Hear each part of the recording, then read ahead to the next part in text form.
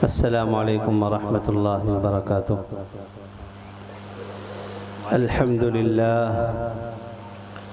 अल्हम्दुलिल्लाह नहमदुहु व नस्तईनुहु व नस्तगफिरुहु व नु'मिनु बिही व नतवक्कलु अलैहि व नऊज़ु बिल्लाहि मिन शुरूरि अनफुसिना व मिन सय्यिआति अअमालिना मन यहदिहिल्लाहु फला मुदिल्ल लहु व मन युद्लिल फला हादिय लहु ونشهد أن لا إله إلا الله وحده لا شريك له ونشهد أن سيدنا وحبيبنا وشفيعنا ومولانا محمدا عبده ورسوله صلى الله تبارك وتعالى عليه وعلى آله وأصحابه وبارك وسلم تسليما كثيرا كثيرا. أما بعد فأعوذ بالله من الشيطان الرجيم. بسم الله الرحمن الرحيم.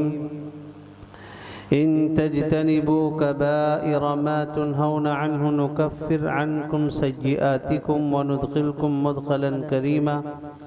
وقال تعالى: وإذا أردنا أن نهلك قرية أمرنا مترفيها ففسقوا فيها فحق عليها القول فدمرناها تدميرا.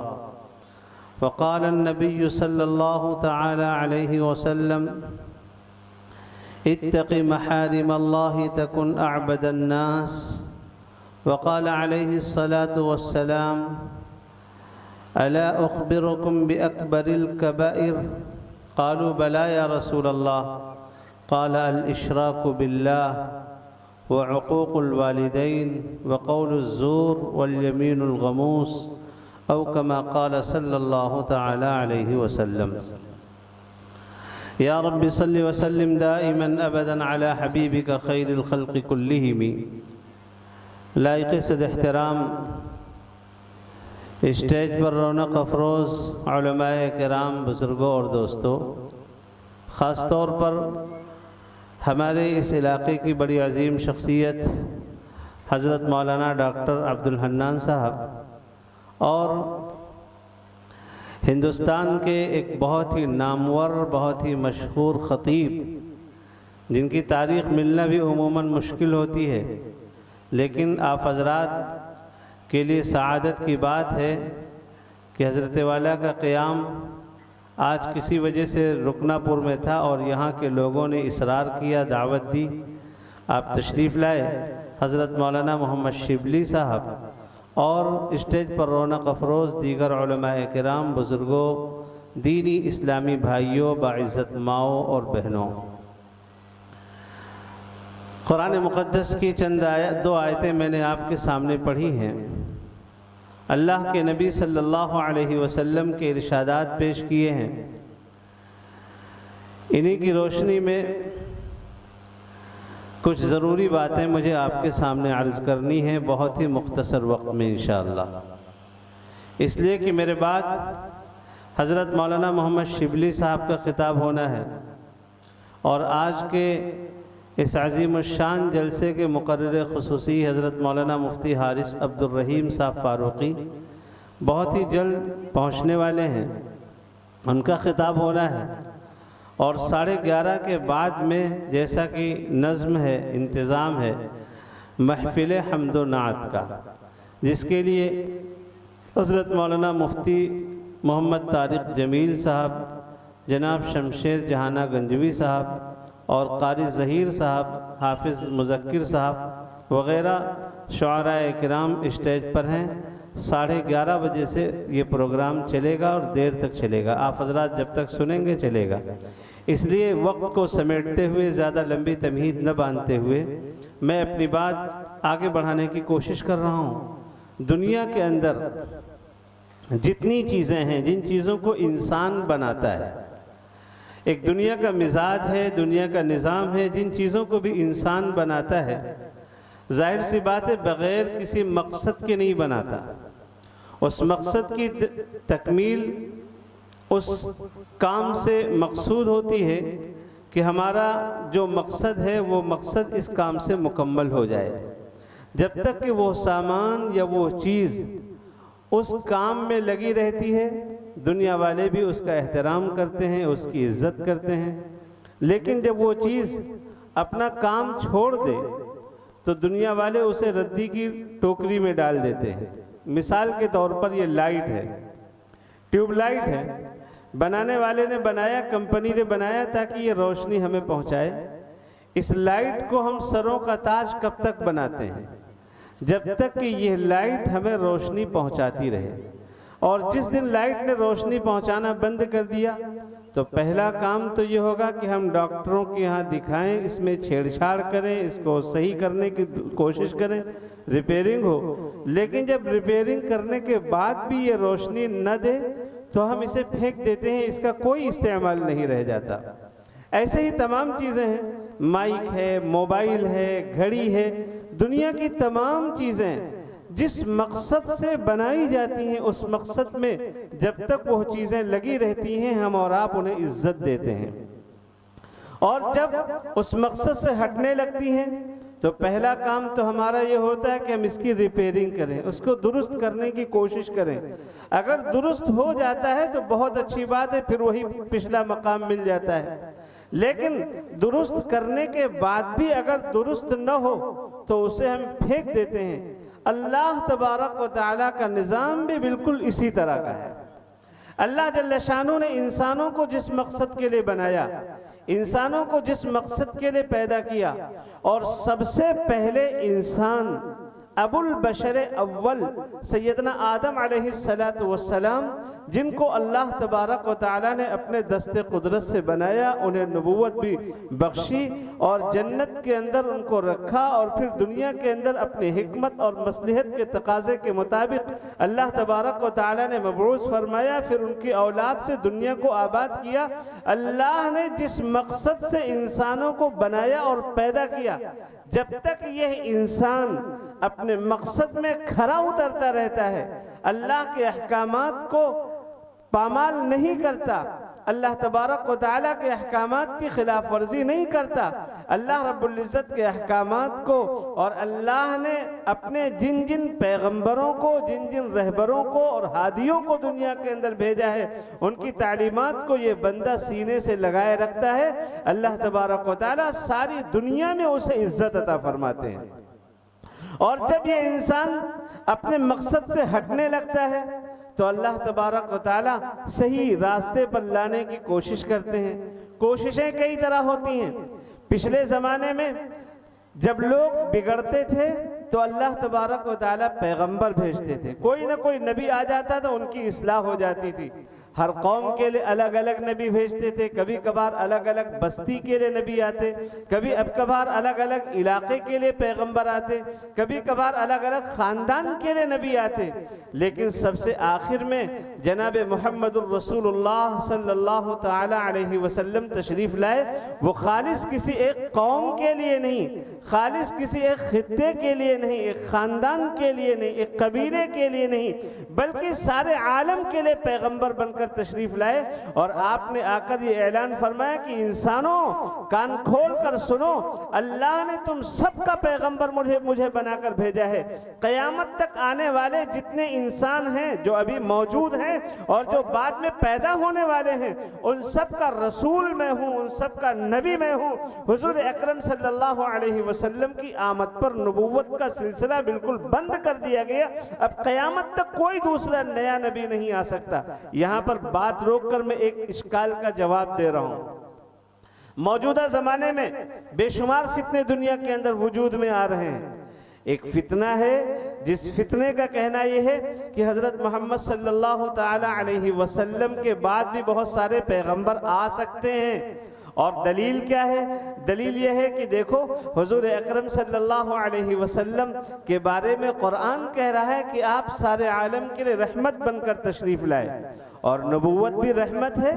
तो इसका मतलब यह है कि हुजूर के आने के बाद नबूवत का सिलसिला क़यामत तक चलता रहेगा, नबूवत का सिलसिला क़यामत तक चलता रहेगा। नऊज़ बिल्लाह सुम्मा नऊज़ बिल्लाह। पहली बात तो यह है कि हम यहाँ पर बैठे हुए तमाम हजरात तमाम मुसलमानों का ये मुत्तफ़क़ा अक़ीदा है कि हज़रत मोहम्मद सल्लल्लाहु अलैहि वसल्लम के बाद जो शख्स नबूवत का दावा करे या नया नबी आने का एहतिमाल भी रखे, वो दायरे इस्लाम से खारिज हो जाता है, उसका इस्लाम से कोई ताल्लुक़ नहीं। हुज़ूर अकरम अलैहिस्सलातु वस्सलाम हर एतबार से आखिरी पैगम्बर हैं। अब हुज़ूर के बाद किसी पैगम्बर की ज़रूरत ही बाकी नहीं रही। मिसाल के तौर पर रात होती है, सितारे निकलते हैं, चांद जाहिर होता है, लेकिन सितारे और चांद कब तक रहते हैं? लाखों करोड़ों की तादाद में सितारे आसमानों पर जगमगा रहे हैं और चांद भी दुनिया को रोशनी पहुंचा रहा है, लेकिन जैसे सूरज के निकलने का वक्त आता है, सितारे भी छुप जाते हैं और चांद भी गायब हो जाता है। अब कोई अहमक और कोई पागल, कोई बेवकूफ ये कह सकता है कि देखो अकेला चांद, अकेला सूरज आया और सूरज के आने की वजह से लाखों करोड़ों सितारे गायब हो गए, इसलिए दुनिया के अंदर अंधेरा हो गया। कोई ये कहेगा? हर समझदार बाशऊर जो मजनून और पागल नहीं है, जिसको जरा सी अकल है, वो ये कहने पर मजबूर होगा कि करोड़ों सितारों की मौजूदगी में दुनिया को रोशनी नहीं पहुंच रही थी जो अब पहुंच रही है। अब सूरज के निकलने के बाद न चांद की जरूरत है, सूरज के निकलने के बाद न सितारों की जरूरत है, सूरज के निकलने के बाद न ट्यूबलाइट की जरूरत है, अपना बल्ब की जरूरत है, सूरज के निकलने के बाद रोशनी पहुंचाने के लिए किसी की जरूरत नहीं है। और ऐसा नहीं कि सूरज 1-2 घंटे के लिए निकला है, जब तक दिन बाकी रहेगा इसी अकेले सूरज की रोशनी से पूरी दुनिया फैज़याब होती रहेगी, और जब ये सूरज गुरूब हो जाएगा दिन खत्म हो जाएगा। इसी तरह हजरत मोहम्मद सल्लल्लाहु अलैहि वसल्लम की आमद से पहले बेशुमार पैगंबर आते रहे। हजरत इब्राहीम अलैहिस्सलाम, हजरत शीस अलैहिस्सलाम, हजरत इदरीस अलैहिस्सलाम, हजरत नूह अलैहिस्सलाम, हजरत सालेह अलैहिस्सलाम, हजरत हूद अलैहिस्सलाम, हजरत इब्राहीम अलैहिस्सलाम, हजरत इस्माइल अलैहिस्सलाम, इसहाक अलैहिस्सलाम, यूसुफ अलैहिस्सलाम, याकूब अलैहिस्सलाम, मूसा और हारून अलैहिस्सलाम, दाऊद और सुलेमान अलैहिस्सलाम, यहया और ज़करिया अलैहिस्सलाम, 26 पैगंबरों के नाम तो कुरान ने बयान किए हैं। और आगे कुरान ने कहा वरुसुलन क़द क़ससनाहुम अलैका वरुसुलन लम नक़सुसहुम अलैक, बेशुमार पैगंबर ऐसे भी हैं ऐ मेरे महबूब, हमने उनका नाम भी आपको नहीं बतलाया। ये सारे के सारे पैगंबर आते रहे, लेकिन ये सारे के सारे पैगंबर चांद और सितारे थे।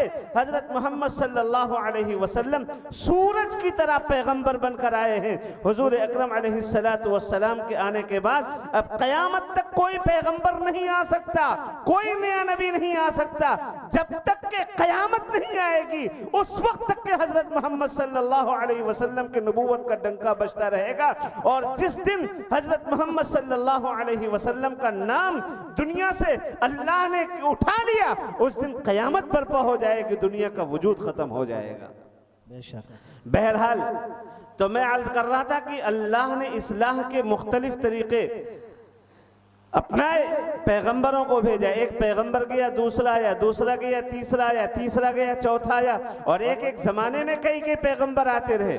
लेकिन हुजूर अकरम सल्लल्लाहु ताला अलैहि वसल्लम के पर नबूवत का सिलसिला रोक दिया गया। अब क़यामत तक कोई नबी नहीं आ सकता। एक साहब ने, एक बड़े आलिम ने बहुत अच्छे अंदाज में इसको समझाया, जैसे एक दायरा आप बनाते हैं, तो दायरा बनाते हैं प्रकार से, जो बच्चे स्कूल में जाते हैं वो बच्चे भी समझते होंगे कि दायरे की शुरुआत जहां से हुई है वहीं पर दायरा आकर रोक दिया जाए तो दायरा ठीक रहता है। अगर जरा सा प्रकार को आप और घुमा दें तो दायरा खराब हो जाएगा। दायरे की तकमील हो जाती है उसी जगह पर जहां से प्रकार को घुमाना शुरू किया था, वहीं तक पहुंचकर रोक दे, दायरे की तकमील हो जाएगी। इसी तरह हुजूर अकरम सल्लल्लाहु अलैहि वसल्लम को नबी बनाने का फैसला अल्लाह ने सबसे पहले किया था, और पैगंबरों को अल्लाह ने लगातार भेजा। ये सारे के सारे पैगंबर नबूवत के दायरे हैं, जहां से नबूवत का आगाज हुआ था। जब उस पैगंबर को सबसे आखिर में अल्लाह तबारक व तआला ने भेज दिया, अब कोई नहीं आ सकता। अब अगर कोई आएगा तो ये समझा जाएगा कि मखमल के कपड़े में टाट का पेवंद लगाने के लिए आ गया, नबूवत दागदार होगी। बहरहाल हजरत मोहम्मद सल्लल्लाहु अलैहि वसल्लम तशरीफ लाए, आखिरी पैगंबर। अब हुजूर अकरम अलैहिस्सलाम के बाद कोई नबी तो आएगा नहीं, लेकिन कौम की इस्लाह कैसे होगी, कैसे लोगों की इस्लाह होगी? क़यामत तक हज़रत मोहम्मद सल्लल्लाहु अलैहि वसल्लम की नबूवत का डंका बजेगा। क़यामत तक हुजूर अकरम अलैहिस्सलातु वस्सलाम की तालीमात दुनिया के अंदर जिंदा रहेंगी। अब ये सिलसिला कैसे चलेगा? हुजूर अकरम अलैहिस्सलातु वस्सलाम फरमाते हैं, इन्नल उलमा वरसतुल अंबिया व इन्नल अंबिया लम युवर्रिसु दीनारन वला दिरहमा व इन्नमा वर्रसुल इल्म फमन अखदहु अखद बिहज़्ज़िन वाफिर। जिस शख्स के उलमा ये नबियों के वारिस हैं, नबी रुपये पैसे दीनार और दिरहम का वारिस नहीं बनाते, वो इल्म का वारिस बनाते हैं। जिस शख्स ने इल्म हासिल कर लिया उसने मुकम्मल हिस्सा नबूवत के वरासत में से हासिल कर लिया। तो अब ये जिम्मेदारी अल्लाह तबारक व तआला की तरफ से उलमा पर डाली गई। अल्लाह ने नज़्म बनाया कि उलमा के जरिए उम्मत की इस्लाह होती रहे, उलमा के जरिए लोग सही बात समझते रहे और सही रहनुमाई उनको मिलती रहे, उनके अकायद का भी तहफ़्फ़ुज़ होता रहे, उनका ईमान भी बचा रहे और उनके अमाल की सलामती की फ़िक्र की जाती रहे। अल्लाह तबारक व तआला ने ये बंदोबस्त किया है। ये बंदोबस्त तन्हा एक तरफ से नहीं बल्कि अल्लाह तबारक व तआला के तकवीनी निज़ाम है। किसी शख्स की तरफ से अपना निज़ाम नहीं है बल्कि खालिक़े कायनात का तकवीनी निज़ाम है। तो जब इंसानों में बिगाड़ पैदा होगा तो बिगाड़ के वक्त में उलमाए किराम की जिम्मेदारी है कि इस्लाह की फ़िक्रें की जाएं, कोशिशें की जाएं। और जब तक ये कोशिशें कारामद रहेंगी, इस्लाह होती रहेगी।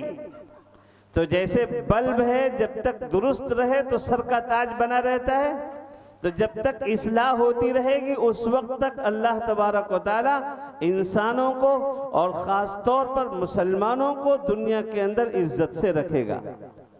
और जिस दिन इन्होंने अपनी इस्लाह करने के बजाय हज़रत मोहम्मद सल्लल्लाहु अलैहि वसल्लम की लाई हुई तालीमात को तनकीद का निशाना बना दिया, अब बिगाड़ तो हद से आगे बढ़ गया ना।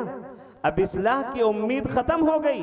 जब इस्लाह की उम्मीद ख़त्म हो जाएगी तो जैसे बल्ब जो सर का ताज बना हुआ है बेकार हो जाए तो उसे फेंक दिया जाता है और बच्चे से ये भी कहा जाता है कि बेटा अब ये तुमको जख्मी कर देगा, इसलिए ऐसी जगह पर फेंको किसी का हाथ और किसी का पैर न लगे, वरना ये बल्ब फ़ायदा नहीं पहुंचाएगा, तुम्हें जख्मी करेगा। इसी तरह इंसान भी जानवरों से ज़्यादा जहरीला बन जाता है जब उसकी इस्लाह की उम्मीदें ख़त्म हो जाती हैं। अल्लाह तबारक व तआला ने नज़्म बनाया कि इस्लाह होती रहे। मेरे भाइयों, अब इस्लाह बिगाड़ कहाँ से शुरू हुआ है? और अल्लाह की तरफ से मौजूदा जो हालात हैं हम सब के निगाहों के सामने। कुरान करीम में अल्लाह तबारक व तआला का एक वादा है। वादा क्या है? वलिल्लाहिल इज़्ज़तु वलिरसूलिही वलिलमुमिनीन।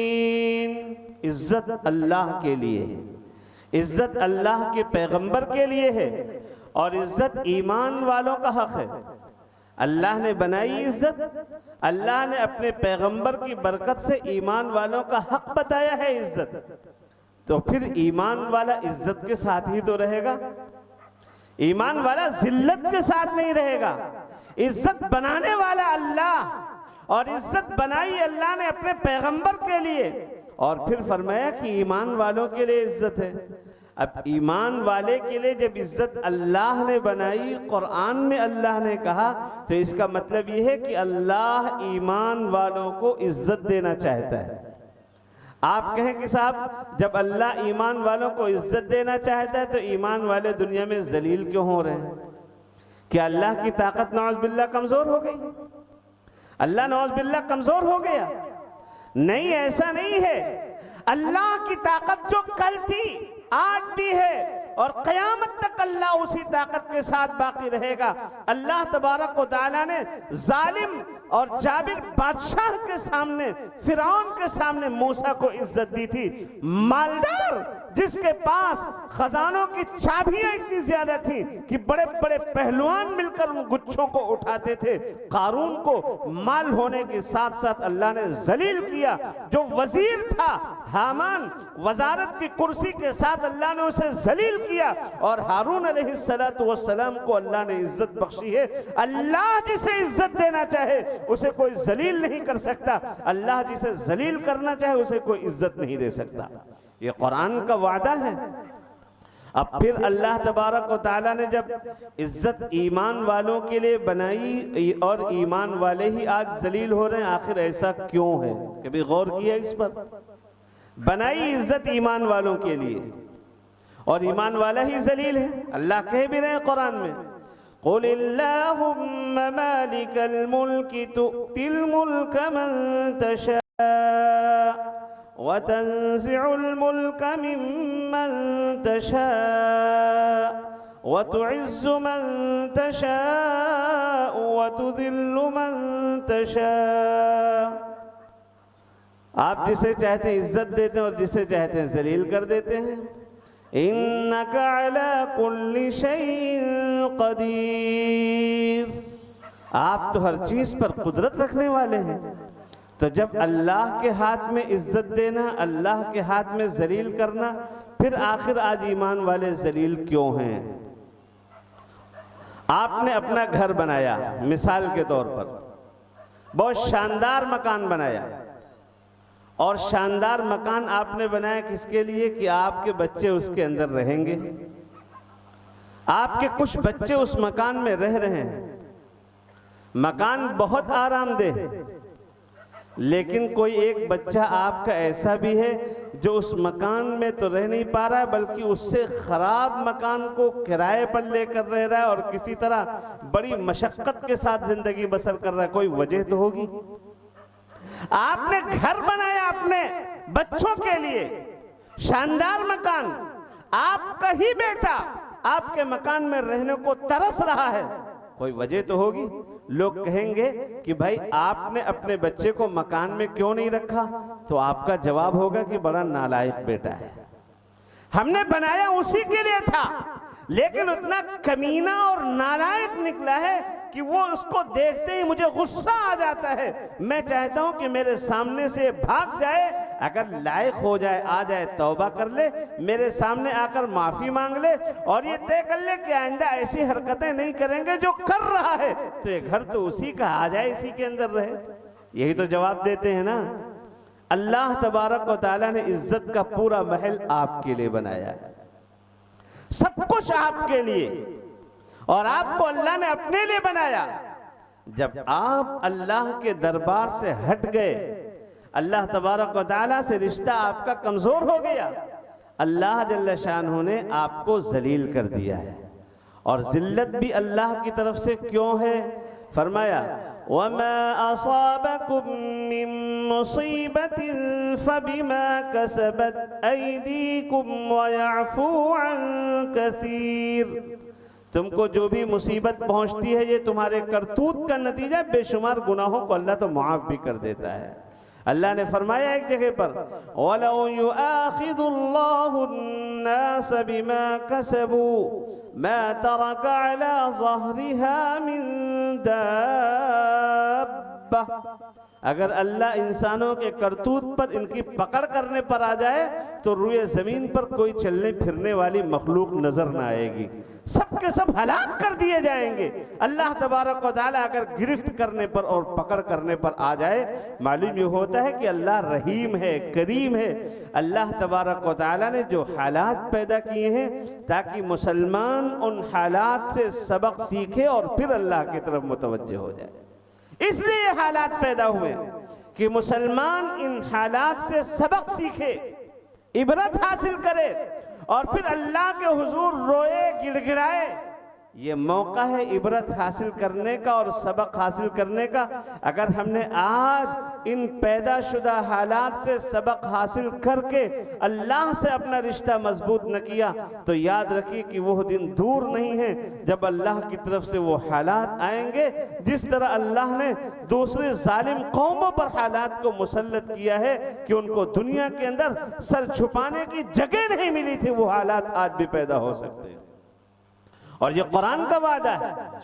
अल्लाह ने फरमाया वइज़ा अरदना अन नुहलिका क़र्या, जब हम किसी बस्ती को हलाक करने का इरादा करते हैं, तबाह करना चाहते हैं, तो डायरेक्ट नहीं तबाह करते हैं। अमरना मुत्रफीहा, तो सबसे पहले हम उनके मालदारों को हुक्म देते हैं कि हमारी बात मान लो। जो सरदार होते हैं, जिनकी बात चलती है, बाअसर लोग होते हैं, मुअज़्ज़ज़ लोग होते हैं, पहले उन तक अपनी बात पहुंचाते हैं, अपना पैगाम पहुंचाते हैं कि मेरी बात मान लो। लेकिन बाअसर लोग जल्दी बात कबूल नहीं करते। फफ़सक़ू फ़ीहा, वो नाफरमानी करने पर आमादा रहते हैं। फ़हक़्क़ अलैहल क़ौल, फिर हमारी बात उन पर साबित आ जाती है। फदम्मरनाहा तदमीरा, हम उन्हें तबाह कर देते हैं, उलट पलट देते हैं पूरी बस्तियों को। अभी जलजला आया गुज़श्ता हफ्ते में, और एक बार में दो मरतबा जलजला आया। जलजला आने के बाद भी हमारा जहन इधर नहीं मुतवज्जह होता है। हम सोचते हैं या अल्लाह ये जलजला क्यों आता है, ये प्लेटें आपस में टकराती, ये होता है वो होता है। आज से 1400 साल पहले हज़रत मोहम्मद मुस्तफ़ा सल्लल्लाहु अलैहि वसल्लम ने इन परेशानियों के असबाब को बयान कर दिया था कि ये ज़लज़ले और अल्लाह की तरफ से तूफ़ान और आंधियाँ किन गुनाहों की बुनियाद पर आएंगी। ये अल्लाह तबारक व तआला ने 1400 साल पहले अपने नबी के ज़रिए बयान करवा दिया था दुनिया के अंदर। हदीस पाक में, तिरमिज़ी में तो बहुत तफसील के साथ ये हदीस पाक मौजूद है। जनाब रसूल अकरम सल्लल्लाहु अलैहि वसल्लम ने तकरीबन 14-15 बुराइयों को शुमार कराया है। मुझे उन सारी बातों को तफसील से नहीं जिक्र करना है, चंद बातें अर्ज कर रहा हूँ। आप अलैहिस्सलातु वस्सलाम ने फरमाया था, जब कौम का सरदार इंतहाई फासिक आदमी हो जाए, लीडर लोग कमीने आदमी को बनाए, किसी की इज्जत हो, इज्जत इस वजह से ना हो कि बहुत नेक आदमी है या बड़े शरीफ आदमी है, बल्कि इज्जत इस वजह से हो कि अगर हम इनकी ताज़ीम न करेंगे तो हमको ये नुकसान पहुंचा देंगे, फला मुसीबत में फंसा देंगे, इस वजह से किसी की इज्जत हो। और अल्लाह के नबी ने फरमाया था, जब गाने बजाने की चीज़ें बहुत आम हो जाएं, मस्जिदों में शोर शराबा होने लगे, शराब आम हो जाए और बाद वाले लोग पिछले लोगों को बुरा कहने लगे, जब यह सूरत हाल पैदा हो जाए तो आपने फरमाया था फलयर्तक़िबू इंदा ज़ालिका रिहन हमरा, तो ऐसे वक्त में तुम मीठी नींद न सो, तुम्हारा चैन खत्म हो गया, तुम्हारे आराम के दिन जा चुके। अब इंतजार करो, अल्लाह की तरफ से सुर्ख आंधियां चलेंगी, ज़लज़लतन और ज़लज़ले आएंगे, व खस्फन और जमीन फटेगी, इंसानों को धंसाया जाएगा, व मस्खन और चेहरे बिगड़ जाएंगे, कभी खिंजीर की शक्ल में होंगे, कभी बंदर की शक्ल में चेहरे हो जाएंगे, व क़ज़फ़न आसमान से पत्थरों की बारिश होगी, वो आयातिन तताबा का निज़ामिन क़ुतिअ सिल्कुहु फतताबा, जैसे तस्बीह का धागा टूट जाए तो दंदाने लगातार गिरते हैं। अब इन गुनाहों की वजह से समझिए अजाब जिसको अल्लाह तबारक व तआला ने बांध रखा था वो बंधन खुल चुका है। अब अजाब की मुख्तलिफ शक्लें लगातार दुनिया के अंदर नाजिल होने वाली। आज इनमें से कौन सी बुराई हमारे यहाँ नहीं पाई जाती? कौन सी बुराई नहीं पाई जाती है? बेशुमार बुराइयां हमारे मुआशरे में हैं। आज हर बाप अपनी औलाद को लेकर परेशान है और हर औलाद निकम्मेपन का शिकार है। भाई सबसे पहला सबसे बेहतरीन काम तो ये था नौजवानों के लिए, यहाँ पर हमारे सामने नौजवानों की भी एक टीम बैठी हुई है, सबसे बेहतरीन काम तो ये था कि ये तालीम में बढ़ चढ़ कर हिस्सा लेते, एजुकेशन में हिस्सा लेते, ताकि मुल्क और अपनी और अपने घर वालों की तरक्की का सबब बनते। सबसे अच्छा काम तो ये था। लेकिन अगर तालीम भी नहीं हो पा रही है तो दूसरे नंबर का काम तो ये था कि आप किसी काम में लगते जिससे पैसे हासिल होते और वो पैसे आप अपने ऊपर इस्तेमाल करते, अपने घर वालों पर इस्तेमाल करते, हलाल तरीके पर माल हासिल करते और हलाल तरीके पर उसका खर्च करते और घर वाले खुशहाल रहते। बेहतरीन काम था। लेकिन वजह यह है कि जब हमारे पास ताकत थी, जब हमारे पास कुव्वत थी, उस वक्त हमने हराम माल से इनकी परवरिश की है, माल हराम हासिल किया है और अपने बच्चों को खिलाया है। हराम माल की नहुसत का असर ये है कि आज ये औलाद हमारे कहने में नहीं है। आज बाप जाकर तावीज़ें ले रहा है मौलवी साहब के पास कि मौलवी साहब तावीज़ दे दो, बच्चा हमारा संवर जाए, बच्चा हमारा सुधर जाए। और अल्लाह भला करे, इन तावीज़ देने वालों का ऐसी ऐसी बातें बयान की जाती हैं। एक सच में 99 खानदान बिखरा हुआ है, भाई भाई में नफरत पैदा हो चुकी है, माँ बाप में नफरत पैदा हो चुकी है। वजह यह है कि इन तावीज़ वालों ने आकर ये कहा है कि तुम्हारे भाई ने तुम्हारे ऊपर कुछ करा दिया, तुम्हारी बहन ने कुछ करा दिया, तुम्हारे फला रिश्तेदार ने तुम्हारे ऊपर कुछ करा दिया, तुम्हारे फला रिश्तेदार ने कुछ करा दिया। आप खुद सोचें, इन रिश्तेदारों को बेचारों को क्या पड़ी हुई है जो आकर किसी के ऊपर कुछ कराएंगे। और अगर कोई कर भी दे तो अल्लाह तबारक व तआला का फरमान है, जादू के बारे में हुजूर ने फरमाया, लन यदुर्रुकुम इल्ला अज़ा, लन यदुर्रुकुम इल्ला अज़ा। कोई जरा सी तकलीफ तो पहुंचा सकता है, लेकिन किसी के जान का सौदा कोई नहीं कर सकता। मेरे भाइयों, आज हमारा मुआशरा इस बिगाड़ का शिकार हो चुका। हमने नाजायज माल हासिल किया और उनको खिलाया। अब जाहिर सी बात है, जब माल नाजायज है तो खर्च कहां से होगा। एक लतीफा याद आया। एक साहब ने कहा, मैं जब भी माल खर्च करता हूं तो कहीं ना कहीं गलत जगह पर वो चला जाता है। एक बुजुर्ग से कहा उन्होंने, तो उन बुजुर्ग ने कहा कि चलो ठीक है, आज हम भी माल खर्च करें, तुम भी माल खर्च करो, चलो देखते हैं किसका माल कहाँ इस्तेमाल हो रहा है। कहा पहले तुम खर्च करो। वो माल लेकर निकले। माल लेकर जब निकले, देखा एक बेचारा बड़ा मिस्कीन आदमी, फटे पुराने कपड़े पहने हुए, परेशानी के आलम में है, लागर किस्म का आदमी। उसके हाथ में माल दे दिया और सोचा कि ये बहुत परेशान हाल है। फिर देखते रहे, पीछे लग गए कि ये आदमी खर्च कहाँ से करता है इसका। माल लेकर निकला। जो मिस्कीन आदमी था वो पैसा लेकर गया, शराब के ठेके पे पहुंचा, वहां जाकर एक पौवा खरीदा और उसे पीकर चलाया। आकर इन्होंने अपनी कारगुजारी बुजुर्ग सामने बयान की कि हमने तो बहुत परेशान हाल समझ कर दिया था पैसा इसको, लेकिन इसने फला जगह पर खर्च किया। कहा अच्छा मैं दे रहा हूं, उसे जाकर खर्च करो। तो अपनी जेब से निकाल कर कुछ पैसे दिए, 100 रुपये, 1000, 500 रुपये जो भी दिए। कहा इसे ले जाकर खर्च करो। अब ये पैसे जब लेकर गए, देखा एक आदमी बहुत शान बान के साथ, कुर्ता पैजामा पहने हुए, बहुत ठाट बाट के साथ जा रहा है। उसको दे दिया कि लो भाई ये पैसा हदिया है। फिर पीछे लग गए। जब देखा काफी दूर चले गए तो उसने अपने रुमाल के अंदर से एक मुर्गी निकाली, एक पन्नी निकाली, उसको फेंक दिया, फिर आगे बढ़ गया। फिर जाकर उसको पकड़ा और पूछा, भाई तुमने क्या फेंक दिया?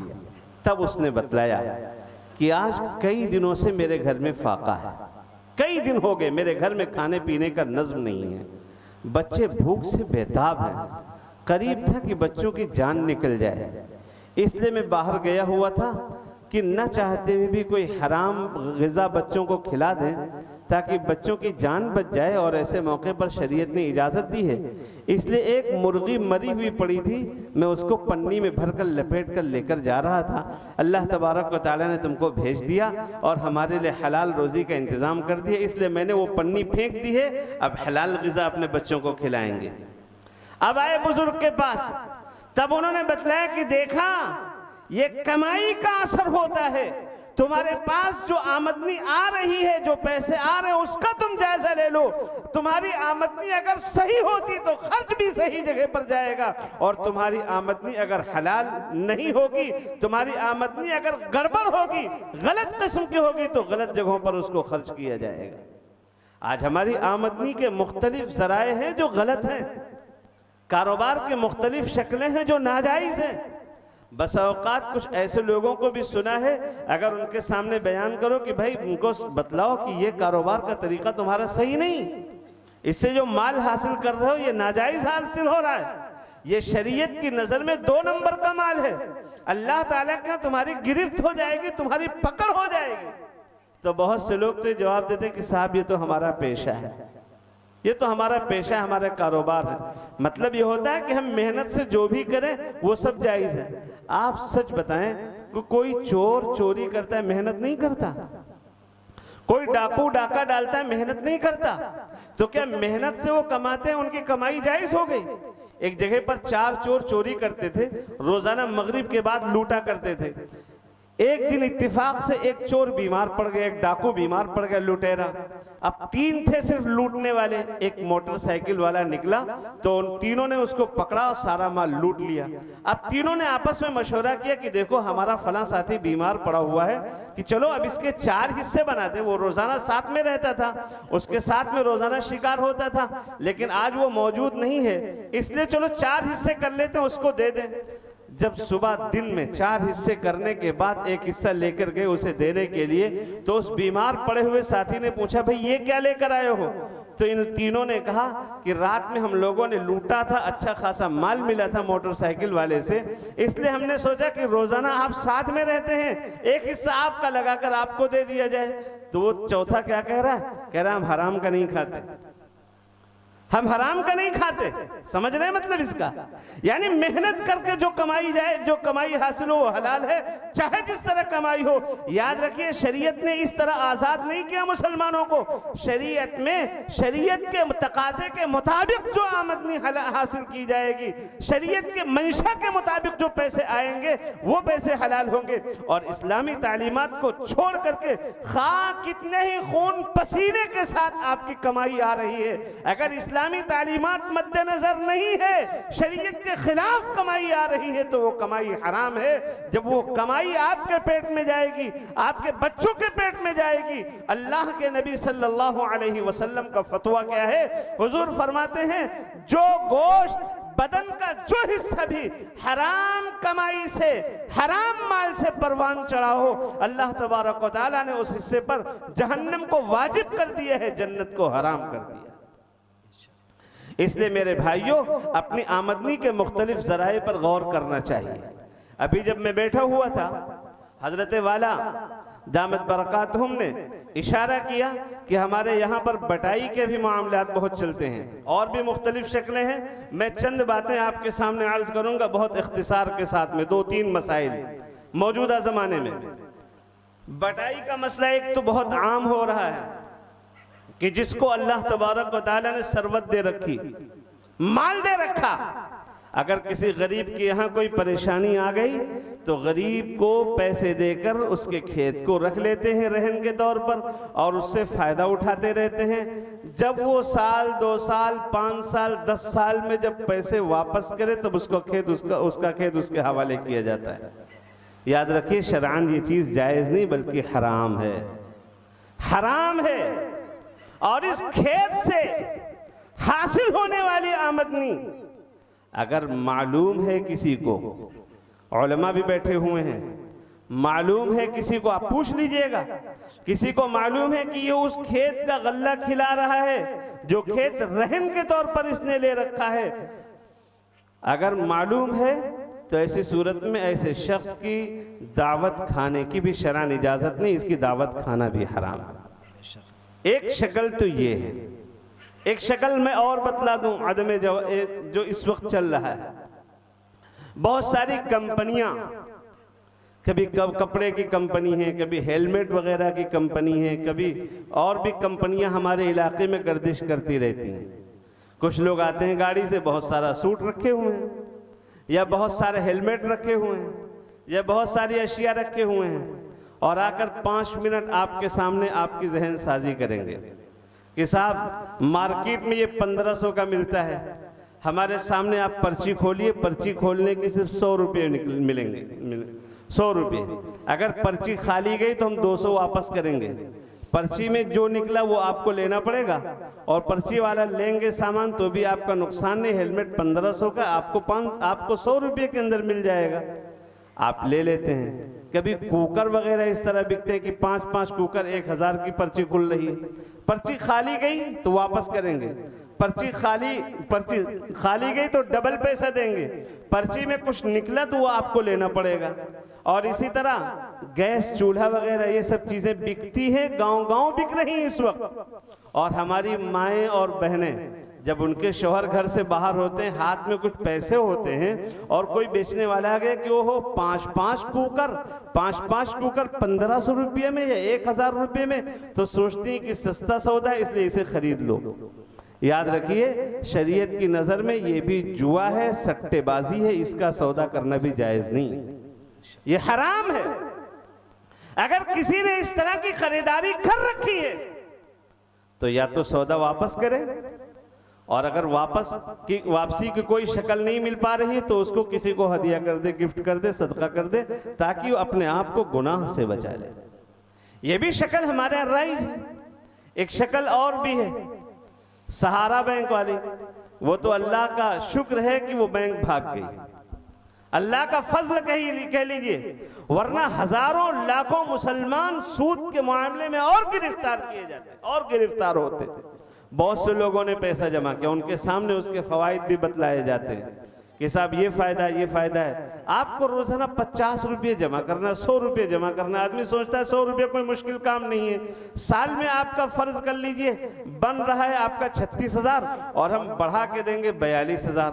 जब उनसे कहा जाए कि सूद है तो वो भी समझा देते हैं कि देखो हम ऐसे थोड़ी दे रहे हैं, हम तो इसमें कारोबार करेंगे, कारोबार से नफ़ा हासिल होगा, हम उसको देंगे। कारोबार से जो नफ़ा हासिल होगा उसकी शक्लें तकरीर के इस मुख्तसर से जलसे में आपके सामने समझाई नहीं जा सकती, लेकिन मुख्तसरन ये समझ लीजिए कि ये कारोबार, ये शक्ल कि हम 35,000 जमा करें, साल में हमको 42 बढ़कर मिलेगा या 45 मिलेगा या 50 मिलेगा, जो कहा जा रहा है, ये शक्ल भी सूद की है, सूद की है। और सूद खाने वाले दुनिया के अंदर कभी पनप नहीं सकते। कुरान कह रहा है, वमा आतैतुम मिन रिबन लियरबुअ फी अम्वालिन नास फला यरबु इंदल्लाह। जो कुछ तुम सूद देते हो ताकि माल बढ़ जाए, अल्लाह के नजदीक बढ़ेगा नहीं। यमहकुल्लाहु रिबा व युरबिस सदक़ात। अल्लाह तो सूद को मिटा कर रहेगा और सदक़ात को अल्लाह बढ़ाएगा। सूद के लेन देन से किसी का माल बढ़ता नहीं है, बल्कि देखा यह गया है, इधर गुज़श्ता 10-15 सालों के तजर्बात से आपने भी बहुत से लोगों को अपनी आंखों से देखा होगा, लेकिन हो सकता है जहन इधर न गया हो आपका। जो लखपति थे, जिनके हाथ में, जिनके बैंक में, जिनके खाते में दसियों लाख रुपए जमा थे, उन्होंने सोचा कि हम कोई बड़ा बिजनेस करें, बड़ा कारोबार करें, और बैंक से सूदी कारोबार शुरू किया, उसके जरिए से बड़ा कारोबार किया। कुछ दिन तक के तो बहुत फरावानी रही, माल आता रहा, जाता रहा, बहुत अच्छा दिखा कि ये नफा हो रहा है, लेकिन रफ्ता रफ्ता वो कारोबार टूटा। और टूटने के बाद ऐसा नहीं कि जहां थे वहीं आ गए, वो पहले तो 10 लाख 20 लाख के मालिक थे, लेकिन जब सूद का लेन देन शुरू किया है तो टके के मुहताज हो गए, कारोबार भी खत्म हो गया है। इसलिए कि कुरान का वादा है कि अल्लाह सूद को मिटाएगा, सदकात को बढ़ाएगा।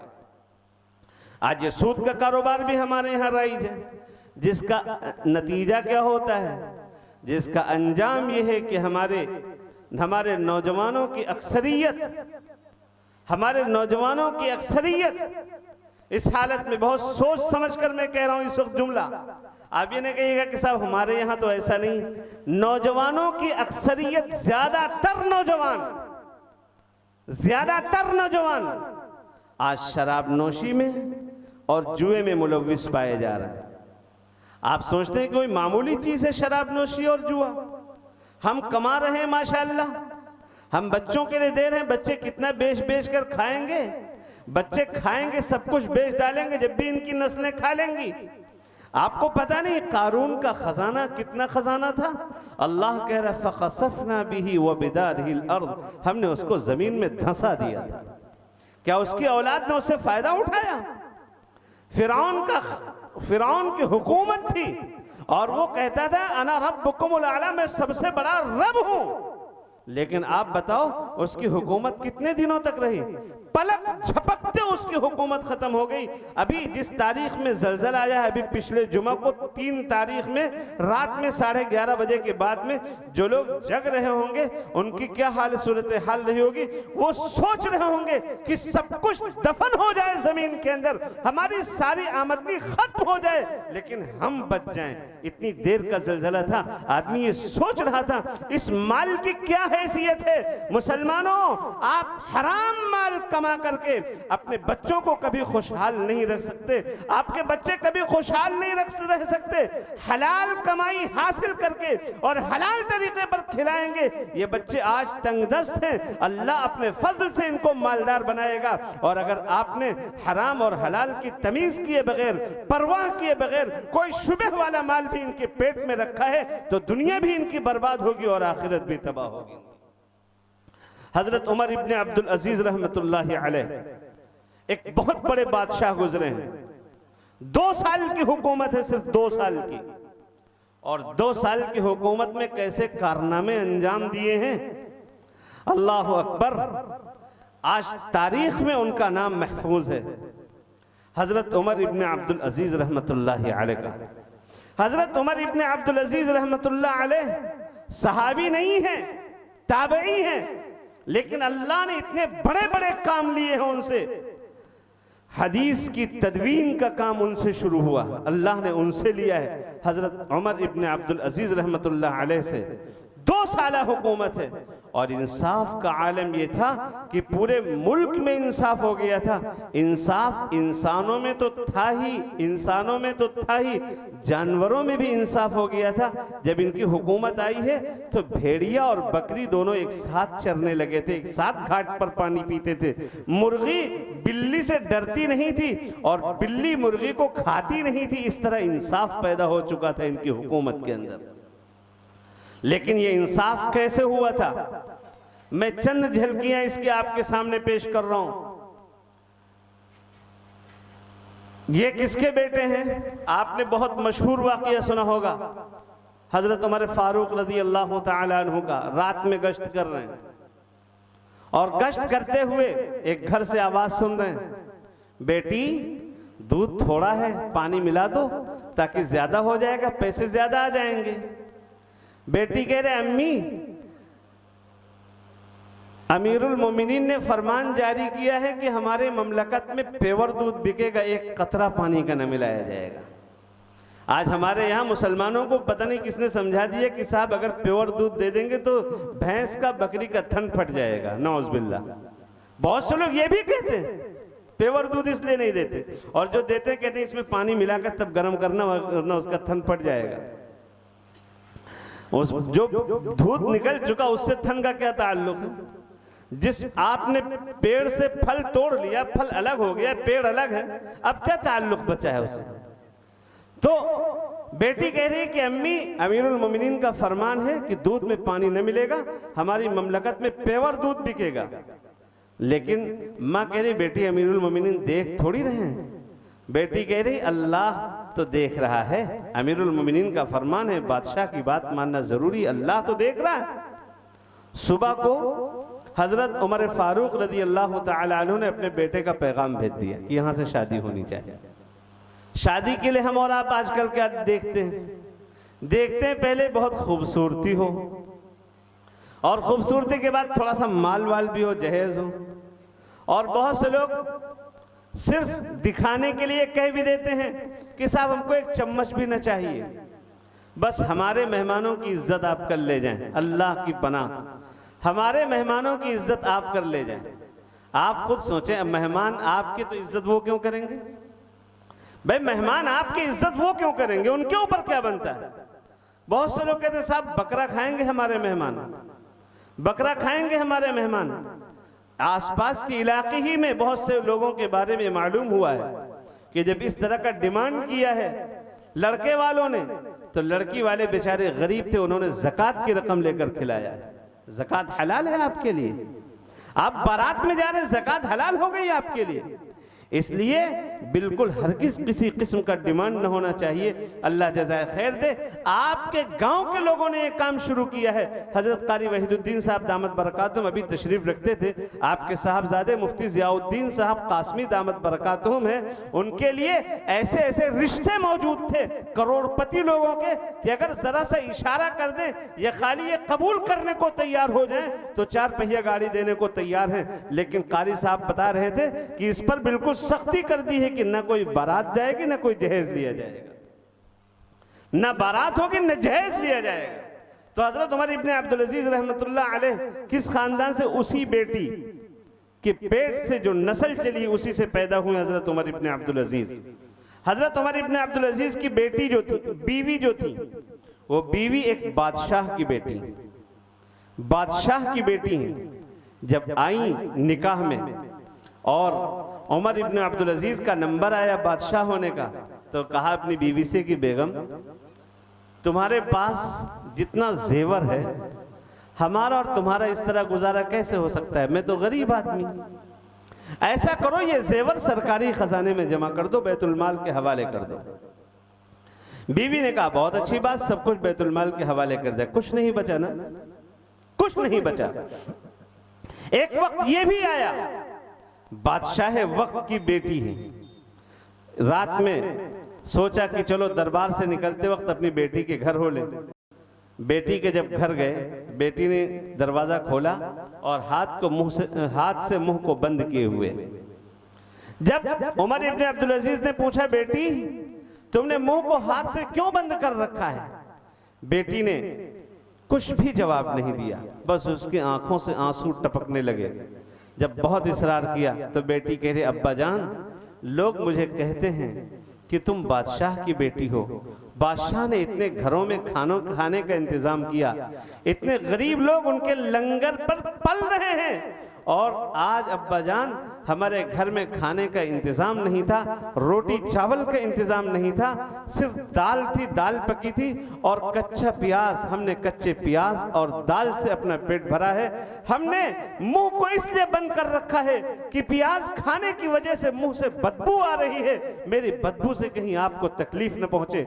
हजरत उमर इब्ने अब्दुल अजीज रहमतुल्लाह अलैह ने लंबी सांस ली है और फरमाने लगे कि बेटी अगर मैं चाहूं तो तुम्हारे घर को सोने और चांदी से भर सकता हूं, हीरे जवाहिरात से भर सकता हूं, लेकिन बेटी कल को अल्लाह के सामने मुझे मुंह दिखाना है। अल्लाह तबारक व तआला के सवाल होगा कि कौम का पैसा तुमने अपनी बेटी के हवाले कर दिया, मैं क्या मुंह दिखाऊंगा उस वक्त। इसलिए उस दिन से मुझे डर लग रहा है। ये बादशाह की बेटी का हाल है। जब इंतकाल हुआ है, इंतकाल से पहले ईद का दिन आ गया है, ईद का दिन आ गया, सबके कपड़े तैयार हैं, बच्चे खेल कूद रहे हैं, हमारे कपड़े ऐसे, हमारे कपड़े ऐसे, हमारे कपड़े ऐसे। बादशाह के बच्चे भी घूम रहे हैं, गली में खेल रहे हैं। वो घर आते हैं, अम्मी मेरे कपड़े नहीं बने। अम्मी अब्बू से कहती हैं कि बच्चे आज पूछ रहे थे मेरे कपड़े कब बनेंगे। हजरत उमर इब्ने अब्दुल अजीज टाल देते थे कि बेटा बन जाएंगे, बन जाएंगे। उमर इब्ने अब्दुल अजीज बादशाह हैं, उन्होंने अपने सेक्रेटरी को लिखा कि खजांची को लिखा जाए, जो बैतुल माल का जिम्मेदार है, वजीर खजाना है, उसको लिखा, एक खत लिखा कि मुझे अगले महीने की तनख्वाह एडवांस दे दी जाए ताकि मैं ईद के लिए अपने बच्चों के कपड़े तैयार कर सकूं। तो उमर इब्ने अब्दुल अजीज के उसी खत के दूसरी तरफ पलटकर वजीर खजाना ने जवाब लिखा कि बादशाह सलामत, आप ये गारंटी दे दें कि अगले साल तक, अगले महीने तक मैं जिंदा रहकर हुकूमत के काम को अंजाम देता रहूंगा तो आपको एडवांस तनख्वाह दी जा सकती, वरना नहीं दी जा सकती। वक्त आ गया है, ईद का दिन आ गया है, पूरे मोहल्ले के बच्चे नए कपड़ों में मलबूस हैं। पुराने कपड़ों में अगर कोई है तो बादशाह की औलाद। जब इंतकाल हो रहा है, कुछ भी नहीं है उनके पास, पैसे तकसीम होने का नंबर आया तो एक रुपया भी हिस्से में नहीं आया था। आप सोच लो, 1 रुपया भी हिस्से में नहीं आया था। बच्चों में, बच्चियों में बराबर तकसीम किया गया। आज बच्चियों के देने का नंबर आता तो कहते हैं है ही कितना जो हम ले लें। 1 रुपया हिस्से में नहीं आया, मगर पूरी जायदाद शरई एतबार से तकसीम हुई है। आखिर में आखिरी वक्त है और पूछा किसी ने, बादशाह सलामत, आपने अपनी बीवी का जेवर भी सरकारी खजाने में जमा कर दिया, आपने कुछ कमाया नहीं, आपके बच्चे इस हाल में कैसे जिंदगी बसर करेंगे? फरमाया कि सुनो सुनो, अगर मेरे बच्चे नालायक हैं तो ऐसे नालायक बच्चों की परवाह करने की मुझे कोई जरूरत नहीं है। अगर बच्चे नेक बन गए तो इनका जिम्मेदार अल्लाह है। मेरे भाइयों, हलाल खिलाइए अपने बच्चों को। जब हलाल खिलाएंगे तो बच्चे आपके बनेंगे और दुनिया से जाने के बाद ऐसे अमाल करेंगे जिनसे आपके कब्र को भी के अंदर भी आपको फायदा पहुंचता रहेगा। और अगर आपने हराम तरीके से बच्चे की परवरिश की है तो याद रखिए, ये हजारों या लाखों लोगों के जनाजे में शिरकत कर लेने और उसके बाद उमूमी तौर पर कुरान खानी, कुल खानी का इंतजाम हो जाए, इससे बख्शिश का कोई ताल्लुक नहीं है। ये हजारों लोग पढ़ते रहे, आपकी औलाद आपकी तरबियत की वजह से जब जब गुनाह करेगी, कब्र के अंदर फरिश्ता दुर्रा मारेगा, कोड़े बरसाएगा, अज़दाह डसेगा कि तूने अपने बच्चे की इस तरह की परवरिश की थी जिससे बच्चा आज ये काम कर रहा है। क्या जवाब होगा उस वक्त? इसलिए मेरे भाइयों, बच्चों की मामूली हरकतों को बहुत ही तवज्जो के साथ ध्यान देने की जरूरत है, बहुत ही गौर करने की जरूरत है। हमारा बच्चा किसके साथ जा रहा है, पहले दिन ये सोचे किसके साथ जा रहा है। ये ना सोचे कि हमारा लड़का तो बड़ा नेक है, बच्ची बड़ी नेक है हमारी, देखो किसके साथ उठना बैठना है। अगर पहले दिन आपने पाबंदी लगा दी, बिल्कुल आसान है उस बच्चे को कंट्रोल में रखना। और जब हाथ से निकल गया, वो शराबी बन गया, वो जुआरी बन गया, वो सट्टेबाज बन गया, वो अय्याश हो गया, तो फिर उसके बाद समझाना बहुत मुश्किल हो जाएगा। फिर ऐसे जैसे लोहे के तो नाकों छने चबाना जैसा बच्चा इस तरह रुला देगा अपने औलाद। कहते हैं ना, नालायक औलाद छठी उंगली की तरह होती। भाई किसी के हाथ में एक छठी उंगली निकल आए तो आदमी परेशान रहता है, उसको छुपाए छुपाए फिरता है कि अगर कटाते हैं तो तकलीफ होती है हमारी उंगली, और अगर बाकी रखते हैं तो हम बदनुमा हो रहे हैं, हमारी हिजो हो रही। तो नालायक औलाद का भी यही हाल होता है। इसलिए खुदा के वास्ते अपने बच्चों की सही तालीम और तरबियत की फिक्र करिए। हलाल रोजी कमाइए, हलाल कमाइए, कम कमाइए, फाका करिए। एक वक्त फाका कर लेंगे। अम्मी जान हजरत आयशा रज़ी अल्लाह अन्हा फरमाती हैं, अल्लाह के नबी सल्लल्लाहु अलैहि वसल्लम का फरमान फरमाती हैं, जो शख्स हलाल रोजी की खातिर फाका कर ले, हराम से बचे कि मिलेगा हलाल तो खाएंगे वरना फाका के आलम में रहेंगे, अल्लाह तबारक व तआला उसके लिए गैब से हलाल रोजी का इंतजाम कर देते हैं। और इंतजाम हुआ, सहाबे किराम की जिंदगी देखी नहीं आपने, पढ़ी नहीं आपने। और सहाबे किराम तो आज से 1400 साल पहले के हैं। आज इस दौर के जो इस्लाम के मुहाफिजीन हैं, जो इस्लाम के पासबान हैं, जो इस्लाम के नैया के खेवनहार हैं, आज आप उनकी जिंदगी रोजाना देखते होंगे। सोशल मीडिया का दौर है, रोजाना देखते होंगे कि अगर उनके पास एक टिफिन पहुंचती है, एक पाउच पहुंचता है पानी का, तो जिस तरह सहाबे किराम रज़ी अल्लाह अन्हुम अजमाइन ने ये ईसार का नमूना पेश किया है कि मुझसे पहले इनको पिलाया जाए, इनको पिलाया जाए, इनको पिलाया जाए। एक साहब ने अभी मजमून लिखा है, वो कहते हैं कि मैं किसी तरह गया हूं और इस हालत में अपने आंखों से उनकी पोजीशन देखी है कि अगर कहीं से मामूली से डिब्बा आ जाता है नाश्ते का तो सारे लोग जितने होते हैं सब बांट चूट कर खा लेते हैं उसमें, और अल्लाह का शुक्र अदा करते हैं कि अल्लाह ने खाने का इंतजाम किया है। कहीं से पानी का एक बोतल मिल जाता कहता है इस हाल में जबकि हुकूमत ने, जबकि वहां के इंतजामिया ने, वहां के जालिमों ने और गासिबों ने, अल्लाह के दुश्मनों ने, अल्लाह के नबी के दुश्मनों ने उनके लिए पानी बंद कर रखा है। आज जो इंसानियत की तरक्की की बात करते हैं, जो इंसानियत के नाम लेवा है, वो इंसानियत के ऐसे दुश्मन हैं कि बच्चों को बमबारी के जरिए हलाक कर रहे हैं। आज उन्होंने इस तरह पानी तक बंद कर रखा है, दवाओं का माकूल इंतजाम नहीं। लेकिन जब उनके घरों पर बमबारी होती है, मलबे का ढेर है, आप सोचो आदमी की जिंदगी खप जाती है एक घर बनाने में।